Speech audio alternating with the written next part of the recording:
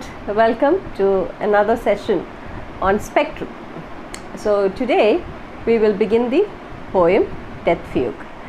Alright, so first and foremost you have to understand that this poem is actually a translation.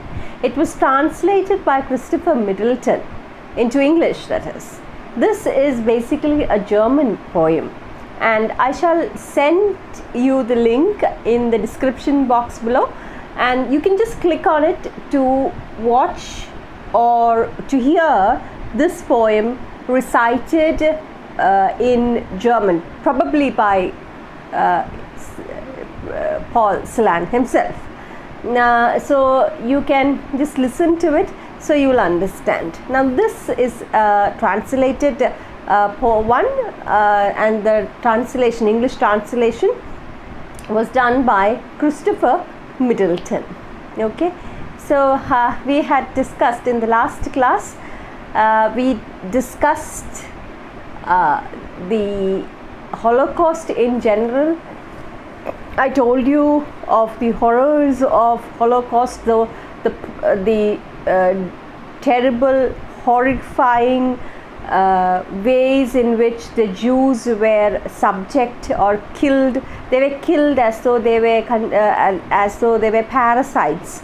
They were considered animals that could be slaughtered just because they do not belong to the Aryan race. Not because of any crime or anything. It's just based on one person's pseudo-scientific belief, Hitler's pseudo-scientific belief of the Aryan race. And therefore he propagated, or there was a lot of advertisements where they tried to infuse in the minds of the Germans, the Aryans themselves, a hatred towards Jews, and they became superior. They felt superior, and slowly they started to have this feeling of superiority. They started to feel themselves as superior race, and they considered the Jews as inferior creatures that are not fit to live. All right, it is based on this backdrop that the poem Death Fugue is written. Another thing, I did tell you that, I did mention to you, Paul Celan, he himself was a survivor of the Holocaust, and he tells, explains the horrors of this Holocaust, his childhood experience, the trauma that he had to face in these concentration camps, the scenes, the horrifying scenes that he saw in these camps. So these people who were in these camps, concentration camps, were most often starved to death. They had to do all sorts of labor, and they were not paid. They it was like they were sent to damnation. Okay, they were killed in a way, and those people who were sent to the concentration camps, these people who were in these ghettos or in these camps, many of them were to dig the graves for those people who were put in the gas chambers.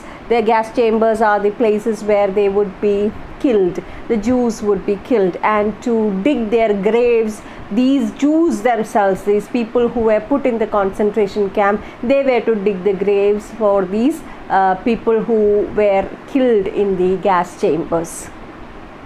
Okay, and it was like again very soon they knew that they also will have to face the same problem. They will also face the same fate, because very soon when they become weak and they cannot work, they will also be sent to these gas chambers, and they will also be killed. So it was a terrible, horrifying crime, in fact, and all this was done in the backdrop of the Second World War. The war where only after the last few years of the World War, the Second World War, did the world come to know of what was happening in Germany. They did not know what had no idea. The whole world had no idea of what was going on inside this German camps, these concentration camps. Okay, this was kept a top secret. And just to get, so Hitler, who had come to power, had two things in mind. One, to expand his empire. He was like, he saw himself as God. Okay, he wanted to expand his rule over the whole of Europe. That was one intention, and make Germany a very powerful place or a country. Another one that he had in mind was to completely eliminate these Jews and other tribes. He only wanted the Aryans to survive in this world. So these were the two things that he had in mind, and this is how he worked. All right, so the world came to know of it only towards the end, or after the World War, to be precise. Death fugue. Fugue of death. Now, what is fugue? Fugue is a form of musical composition where the main theme is repeated. Repeated systematically. Okay, so here also we will find a systematic repetition of the main theme. So that is a form. The fugue is actually the form in which this poem is written. Now, why did Paul Celan give the name Death Fugue? Now, fugue is actually German. It was popularized by the German composer J.S. Bach. Now, he was a famous musical composer, and he perfected this form, and it shows the musical richness, the culture, the high culture or the musical richness of Germany. So here you can see that's kind of ironic. There is an ironic kind of feeling why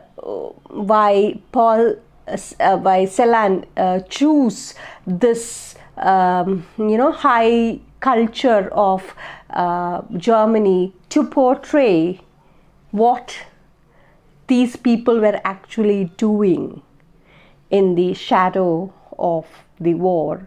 In fact, under the rule of Hitler.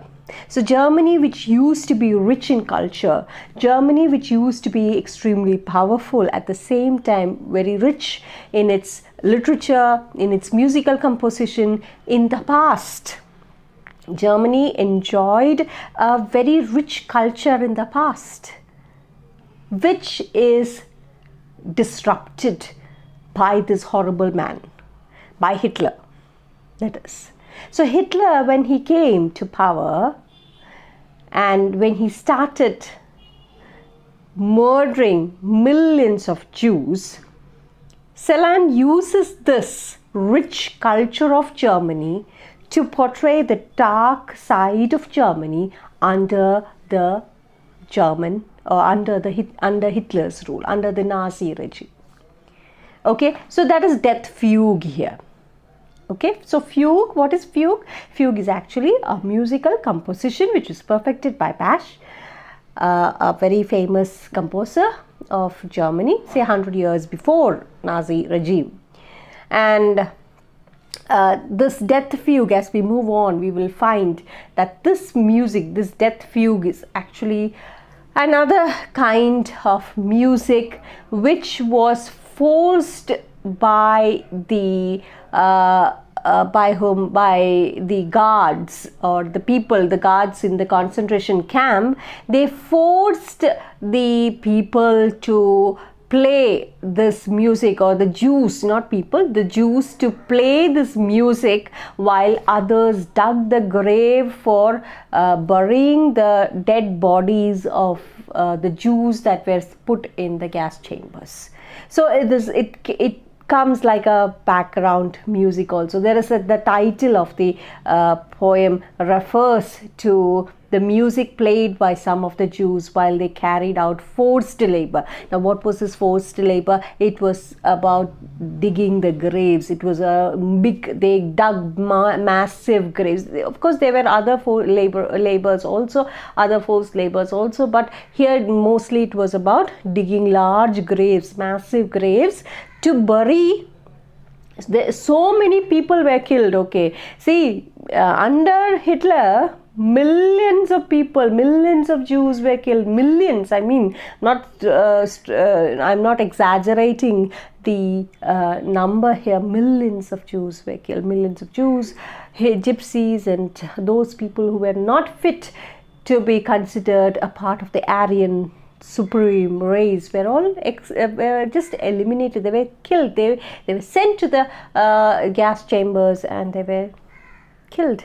So to bury these dead bodies, they needed big graves, and these Jews themselves were assigned to dig the graves of their countrymen, of his fellow men who was put in the gas chambers. Again, they would also be put later. They will also have to face the same fate. Okay, so look at the title there. The title seems to be very appropriate for this poem. Okay, Death Fugue. All right, Fugue of Death, or the music of death. You can call it that way also. So what is fugue? Fugue is a musical composition where this main idea is stress. That's just a form. Okay, but here you can just read it as the music of death. The title is very appropriate also. In that way also you can read it. So let's begin. We begin. Black milk of daybreak. We drink it at nightfall. We drink it at noon in the morning. We drink it at night. We drink it and drink it. We are digging a grave in the sky. It is ample to lie there. A man in the house, he plays with the serpents. He writes when the night falls to Germany, your golden hair, Margaret. He writes it and walks from the house. The stars glitter. He whistles his dogs up. He whistles his Jews out and orders a grave to be dug in the earth. He commands us, strike up for the dance. Black milk of daybreak, we drink you at night. We drink you in the morning, at noon we drink you at nightfall. Drink you and drink you. A man in the house, he plays with the serpents. He writes when the night falls to Germany, your golden hair, Margaret. Your ashen hair, Shulamith. We are digging a grave in the sky. It is ample to lie there. He shouts, stab deeper in earth, you dare, and you others, you sing and you play. He grabs at the iron in his belt and swings it, and blue are his eyes. Stab deeper, your spades, you there, and you others play on for the dancing. Black milk of daybreak, we drink you at nightfall. We drink you at noon in the mornings. We drink you at nightfall. Drink you and drink you. A man in the house, your golden hair, Margaret. Your ashen hair, Shulamith. He plays with the serpents. He shouts, play sweeter death's music, death come as a master from Germany.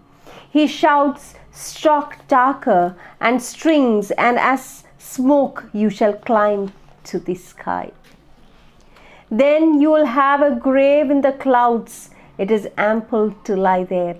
Black milk of daybreak, we drink you at night. We drink you at noon. Death comes as a master from Germany. We drink you at nightfall, and morning we drink you and drink you. A master from Germany, death comes with eyes that are blue. With a bullet of lead, he will hit in the mark, he will hit you. A man in the house, your golden hair, Margaret. He hunts us down with his dogs in the sky. He gives us a grave. He plays with the serpents and dreams death come as a master from Germany. Your golden hair, Margaret. Your ashen hair, Shulamith. The poem itself, when you look at the poem, the poem looks very disturbing, right? It's a lot of repetition and there's a lot of enjambments, right? And the punctuation marks, which sometimes you wonder there aren't any punctuation marks. And that shows the disturbed mind of the writer, the poet.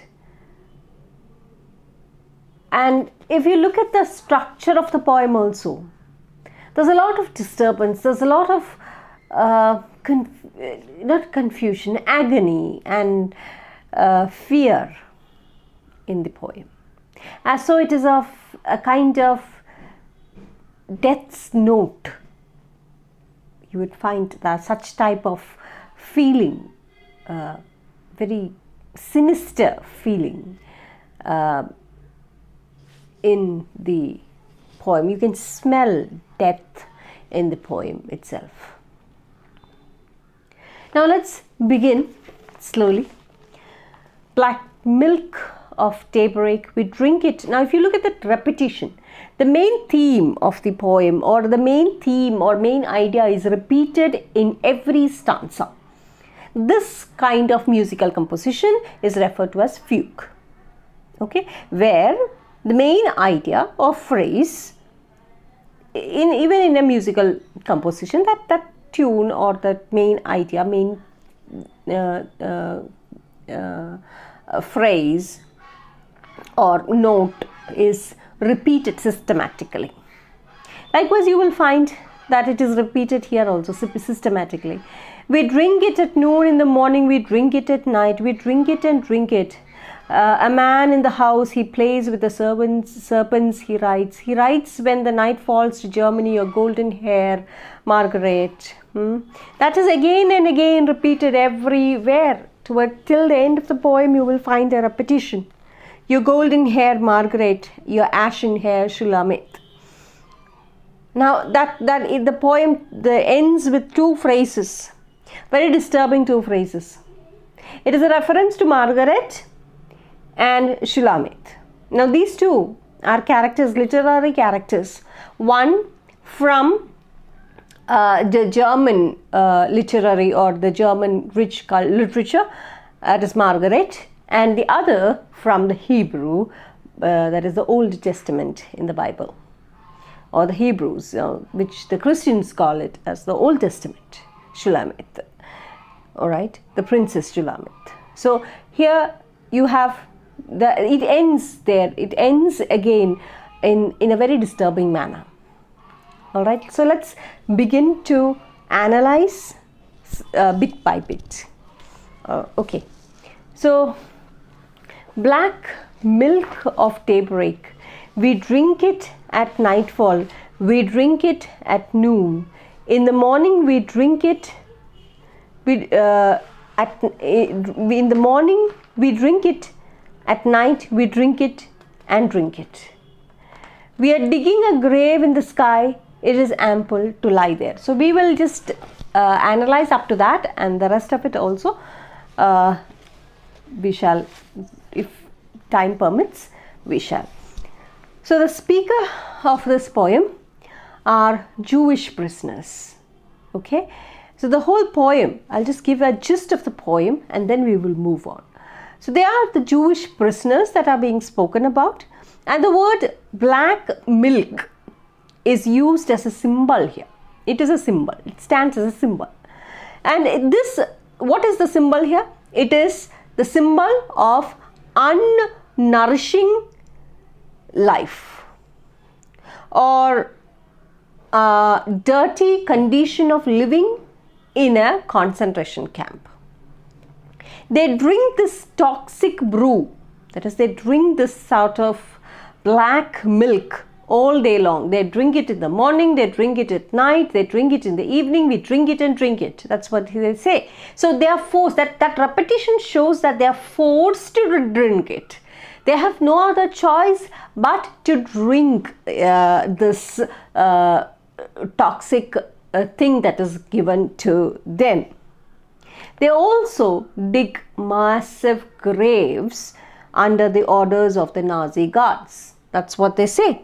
We are digging a grave in the sky, it is ample to lie there. So they have two things are spoken of in lines 1 to 4. One is they drink this toxic brew kind of thing that are given to them. They are forcibly made to drink it. They have no other choice but to drink it. And the second one is they are digging graves. Okay, and now I want you to look at the word black milk. Now, what does this black milk, the word black milk suggests? So, this is not just, see, you shouldn't take this as a literal meaning. You shouldn't take it in the literal sense, that is, they drink some black substance or they drink a black, crude black oil like thing. No, it's not like that. It is a symbol.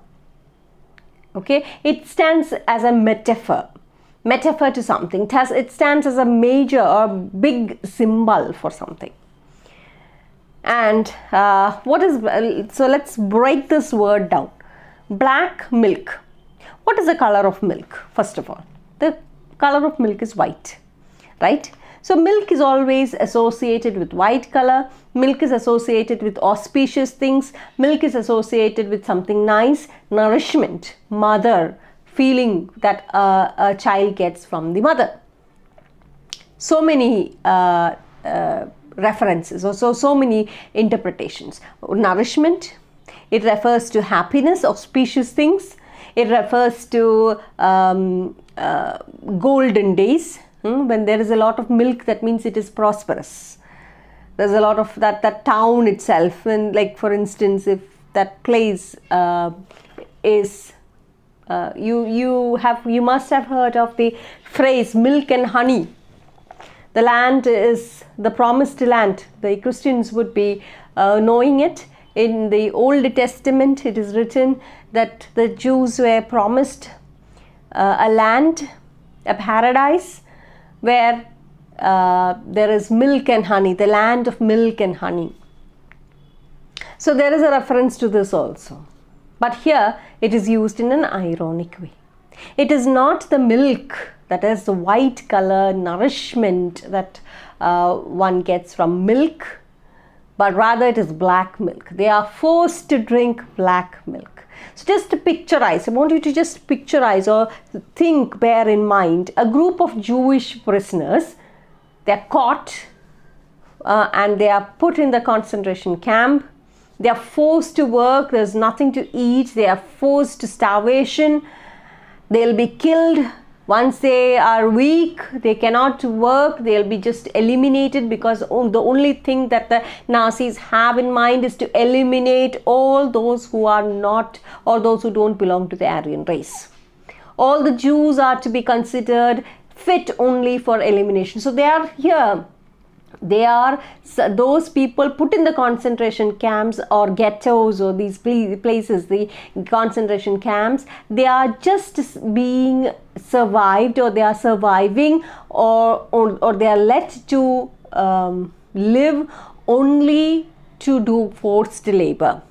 And once they are weak, they are not given any food or anything. Once they become weak, they will be sent to the concentration camp. So death is for sure, either through starvation, or they'll be killed through gunfire if they try to escape, or they'll be brutally killed by the dogs, or they'll be sent to these gas chambers. Anyway, death is for sure. So look at the word black milk now. See what it stands for. So just picturize this Jewish prisoners having to drink glasses of thick, sticky, crude oil, or just imagine how it would be. It would be very disgusting, right? How would we feel if we are forced to drink something like that? Thick, crude oil. How can we just imagine ourselves drinking such thing? No. So this is, I'm speaking about this I'm just speaking, it's not to be taken in the literal sense. Don't take it in the literal sense. It means it is a symbol. It is a symbol of what? It is a symbol of the life in the camp. This black milk stands for just the opposite of what milk stands for. The life here, it means it is unhealthy. Milk nourishes you, gives you life. The first thing that a child gets is a mother's milk. It lives, it needs the mother's milk to live, to be a better or a healthy human being. Not just a human child, but also all animals. It needs its mother's milk to be healthy. Here it is black milk that is being given to them. So the reference or the symbol that it stands for is that it is the life here is physically and spiritually or mentally unhealthy, not fit for living. It is the black milk that is being served here. So creamy white milk would be the ultimate symbol for health and nourishment. But here it is black milk. So it is like inverting. Paul Celan, what he is doing is he is just inverting the idea. He's just turning the idea upside down. So just to tell the readers the happenings in the concentration camp. Okay, and he wants the readers to understand just the opposite of the white milk, the white creamy substance that is life sustaining or that is nourishing. Clear? Now let's look at the religious meaning also. I told you that in Hebrew scriptures, if that is the Old Testament for the Bible, for the Christians in their Bible, it's in the Old Testament. This Jews or the people of the God's own people, the Israel people, were promised a land of milk and honey, and this was in a way of God's promise as of giving them the kind of paradise or the promised land. But black milk here stands as an ironic statement. It makes us think of this reference. Instead of the promised paradise, the Jews, that is the prisoners here are Jews. We here is a reference to the Jews. The poem is, the characters in the poem is we. You have a we and you have a man. That is, the man stands for the Nazis or the guards, and we here stands for the Jewish prisoners. So the Jewish prisoners, they drink bitter milk. So instead of the land or the promised land of milk and honey, what they have been given is a bitter milk, and they're living a hell of a life on earth. Another connotation, again, that I told you, is that milk has nurturing and parenthood.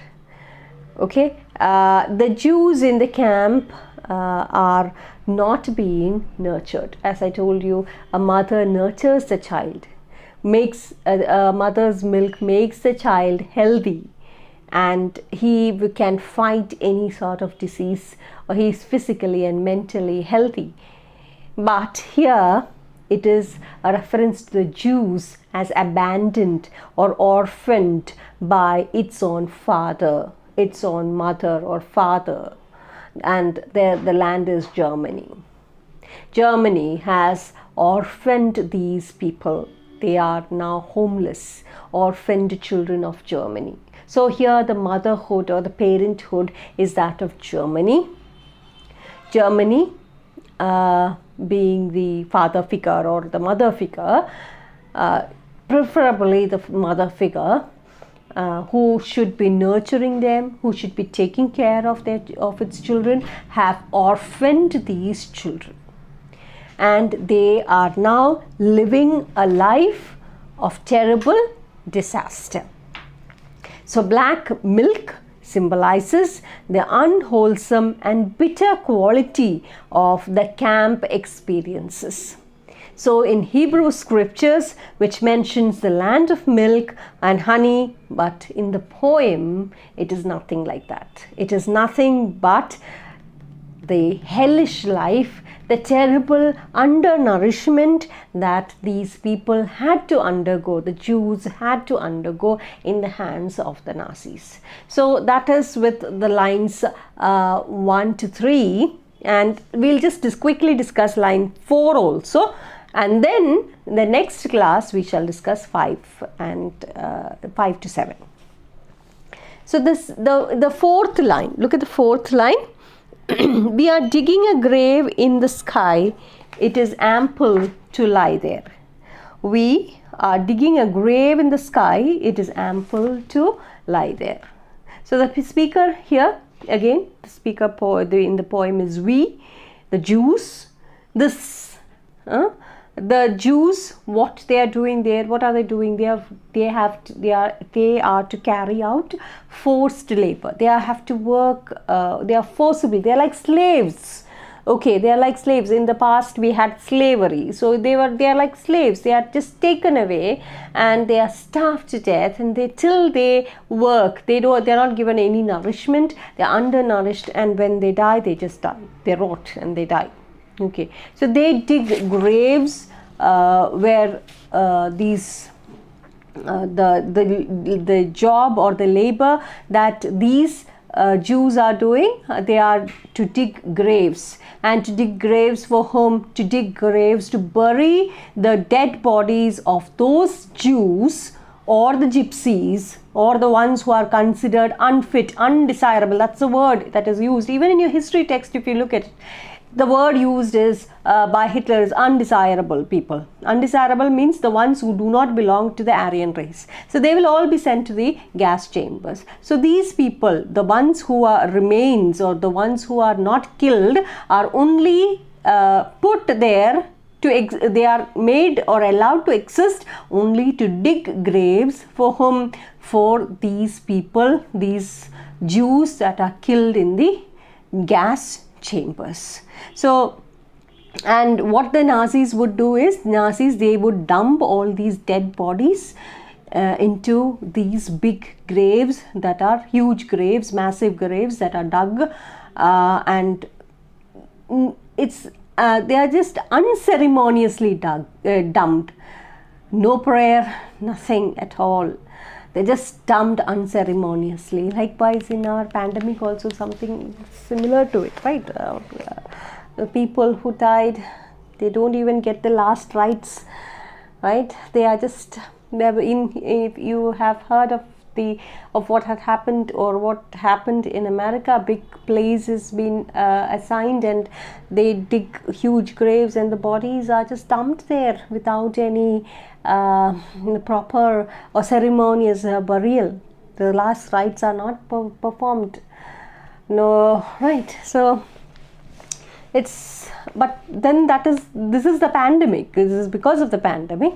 But here it is man-made. It is just nothing but brutal thing. It's not because of the pandemic or it's not because of COVID or any other virus, but it is just man, the virus, the Nazis. There are many very harrowing stories and images about the use of mass graves during the Holocaust. There are many stories. And they, in fact, they can be seen as some of these can be seen as the iconic image of the period, that is the period of Holocaust. And look at the line, we are digging a grave in the sky, it is ample to lie there. Digging a grave in the sky. They say they are digging a grave in the sky. It is ample to lie there. So the grave is not in the ground. Again, they say they are digging a grave. So in historically or as per history, what the Nazis did was this: the Jews were made to dig the graves for burying the dead bodies of those ones who died in the who were killed in the gas chambers. But in the poem, when Paul Celan writes, he uses it in a very figurative manner. He uses it in a very metaphorical manner. He says that they are digging graves not in the ground but in the air. Now again, there is also a reference, a little bit of reference to history again, because it is said it is in the air. Sky means air, right? So here the poet uses the image or a figurative grave, an imaginary. So the last part of the line, that is, it is ample to lie there. What do you mean by it is ample to lie there? That is, you won't lie too crumpled. Don't worry, you will have enough and more space to lie there. That is very ironic. It is ample to lie there. You won't lie too crumpled or cramped. That is not crumpled, sorry. You won't lie there too cramped. That is too, there is many bodies would be dumped there. So don't worry, you will get enough and more space because you are going to be in the air. Your graves are going to be dug in the air. Now what does it mean? It is as if someone is convincing them or trying to convince them, don't worry about it, dying is actually good for you. You are unfit to live here. You are unfit to be living in this world where the pure Aryan race lives. And therefore it is actually good, this dying is actually good for them. So in a way, if you look at that sentence, we are digging a grave in the sky, it is ample to lie there. It is ample, that last line, that last part of the line, like last, not we are digging a grave in the sky, / then it is ample to lie there. So it can be used in two. Again, this is ambiguous sentence. This is ambiguous line. Line means it has multiple interpretation. One is the Jews are saying that we are digging a grave to bury our fellow or our beloveds or the people who have died in the gas chambers. Another way is somebody is telling, the Nazis are telling, we are digging a grave for you. And we are digging it in the air and you will have enough and more space to lie there. So don't you worry about it. Death is good for you. Or it can be looked as I told you, it is the Jews themselves telling the ones who are dead or who are even the ones who are digging the grave, they are telling themselves also. They are looking forward, better to die than to live like this. Okay, and they are looking forward to death as a way of escaping this cramped and horrible conditions of the camp. So it's for them. So there are different ways of looking at this. 2, 3 ways of looking at it. One, the historical meaning of digging the graves where the dead bodies will be put in these graves. Another, somebody telling them, the Nazis would be telling them, better you die because this world is not fit for you. Death is actually good for you. So it better you die. And you have ample lot of space there. You don't worry about it at all. We'll be digging the graves in the air. Again, that I will come to it after this. What it means by digging the grave in the air. So it is better that you die. And in another way, you can look at the Jews themselves looking at this terrible experience as, they are looking forward to death. They are welcoming death itself. And they are welcoming it because it would be an escape from this horrifying, filthy conditions in the concentration camp. So Celan is probably alluding to the fact that many Jews, again we come to a historical reference. See, I told you Paul Celan himself was a survivor, a Holocaust survivor. So he has seen a lot of things happen in front of his eyes. So he must be referring to another thing that the world perhaps does not know of. That is, see, it's difficult to bury so many, 1 million, more than 1 million Jews were, more than 1 million Jews were killed by Hitler. So where do you think they could bury all these bodies? And therefore, some of these bodies, some of these Jews were cremated during the Holocaust.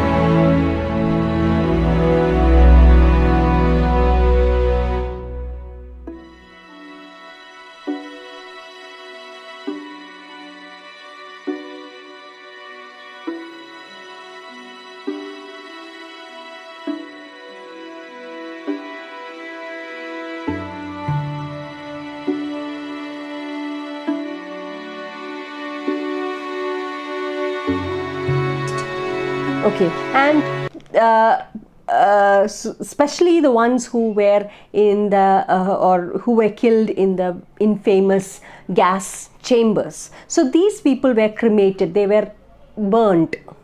Okay, so if you look at it, it is just easier for them. The Nazis, they didn't even bother, or they didn't even want to take time to give the victims proper burial. Another thing, the shortage of land to bury these people, and mainly they just didn't care. These people were considered impure, they were considered as filthy creatures. So they just didn't even care, they didn't even bother to give them a proper burial. Proper burial were denied to them. They were just put in that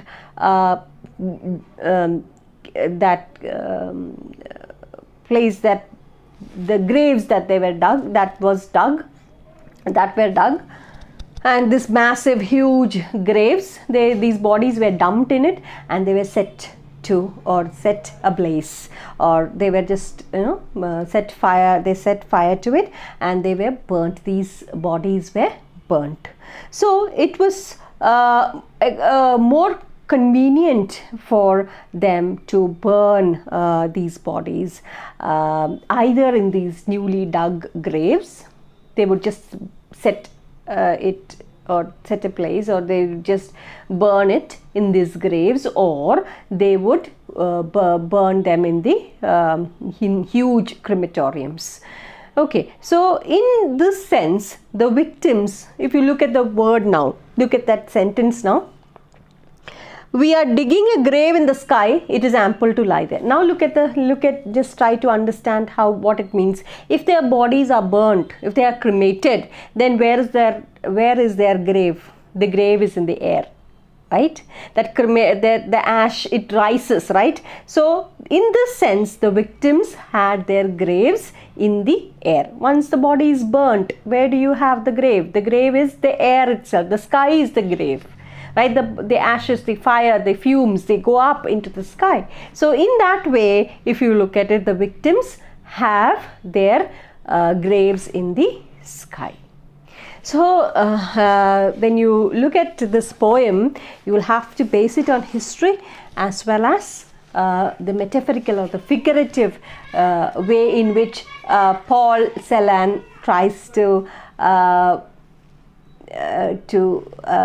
tell us the horrifying things that happened in or during the Holocaust. So we'll stop there, and the next few lines we shall continue in the next video. So thank you and keep safe.